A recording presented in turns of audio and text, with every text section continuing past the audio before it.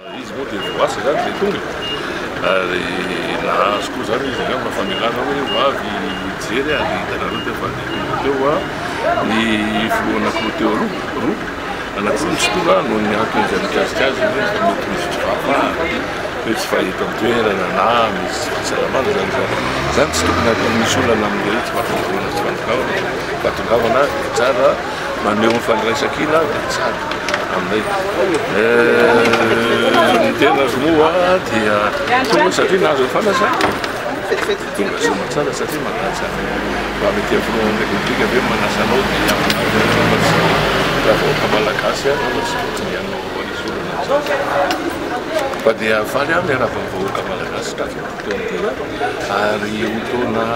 ahitana ny rariny sy nitsina rahantsika amin'ny crise ty taona ny anay fotsiny ny fahitana an'izy dia tokony atao hitan'ny vahoaka malagasy rehetrarehetra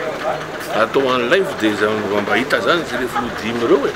dia zay resaka ataon'io dia resaka dia hitan'ny vahoaka malagasy etra zany zay natoko hoe transparence zany any fa tokony tsy atao hoe tsy maheno an'izay tonga dia eo ihany vahoaka malagasy fa lasa manao interprétation be dia be ary tsy hoe nisy fahafahana koa averiko indray ny président zao na président zao misy fahafahana foana ianao aminao zavatra angetsy mora